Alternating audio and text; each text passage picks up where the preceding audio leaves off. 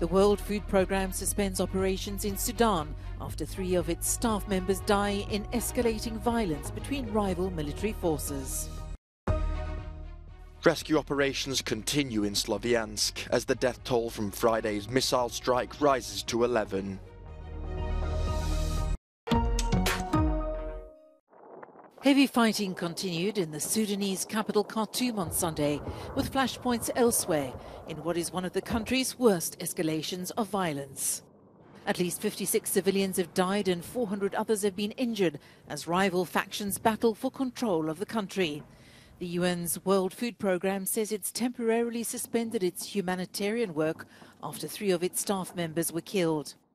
WFP Chief Cindy McCain tweeted that aid workers should never be a target and that all parties must agree on their safety. Sudanese armed forces and its former allies, the paramilitary Rapid Support Forces Group, are fighting after tensions broke out over a proposed transition to civilian rule. This after the military vowed to dismantle the group.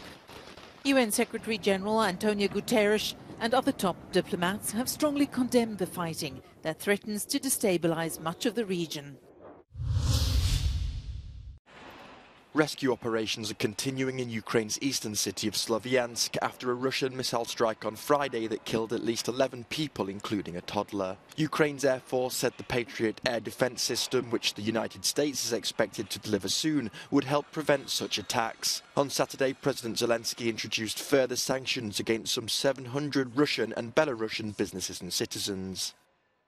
Санкційний тиск на всіх, хто винен в цій агресії, блокування їхніх активів, можливостей на рівні усього світу. Це самозахист світу і вже зараз від будь-яких інших можливостей агресії.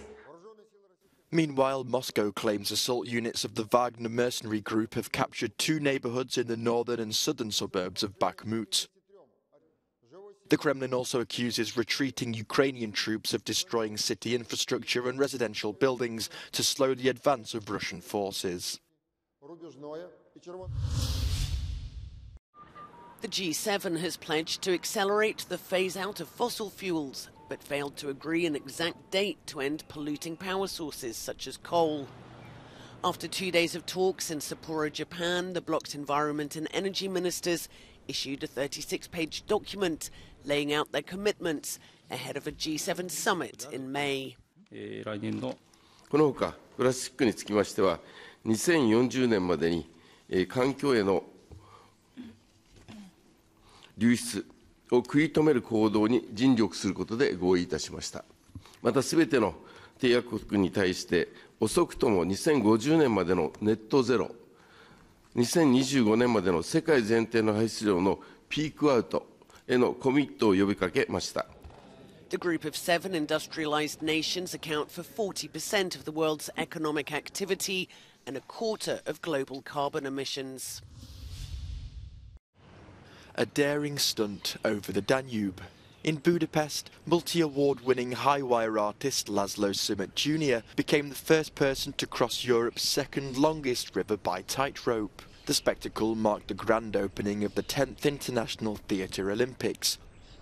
Egy kicsit szimbolizálva azt, hogy átmentjük a kulturális értékeinket, hiszen mi dolga van a művészetnek háborús időszakban, Covid után, mint hogy az apáinktól, a nagyapáinktól megkapott értékeket, azokat átvigyük a túlsó partra, átmentsük a túlsó partra, és adjuk át a gyerekeinknek, adjuk át az utókornak. Csapatmunka, megvalósuló csoda. While the sun failed to make an appearance, the stunt star said he was relieved that the wind and the rain held off too. Az egyik fő aggodalmam az volt, hogy a szél mennyire fogja lögdösni a rudat a kezembe. A kamerák, a ráerősített kamerák extra felületet adnak, a rud maga könnyű volt, ha bár a kamerákkal már elég nehéz lett. The performer has previously appeared in shows with the Cirque du Soleil and played an important role in the 2012 London Olympic and Paralympic closing ceremonies. This year's International Theatre Olympics runs from the 15th of April to the 24th of June.